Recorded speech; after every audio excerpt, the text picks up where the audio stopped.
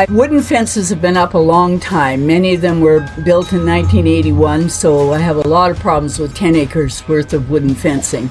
And the one fence that I was concerned about primarily was one of my horses pushed it over last spring because he wanted to get into the lawn or the grass that was around the house. So it was propped up, lots of the posts were broken off, and it was a fairly long section. I didn't want to ask my son when he visits from Ottawa to spend 5 days solid trying to fix a fence. So I knew of Ferrobuilt because I'd seen the advertisements around on posts and that, and I had talked to, I believe, Duncan at one time, a couple of years ago perhaps. But anyway, I just decided that I'd look into it. And in talking with Jeff down in Kelowna, he mentioned that with the cost of wood going up, that it might be just as well to go to the steel fencing, which was a whole new thing for me. So I looked it up and looked at their website, and I thought it looked nice. It is, it is a bit of a pricier product, but on the other hand, it's not going to die like wood fences will. And it looks very nice.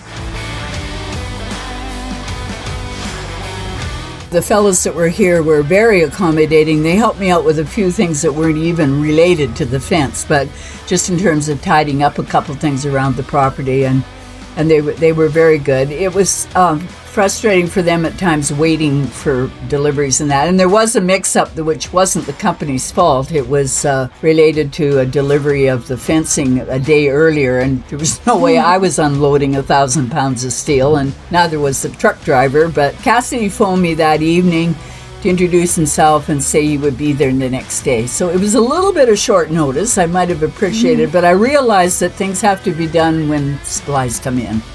But no, the fellows were excellent here.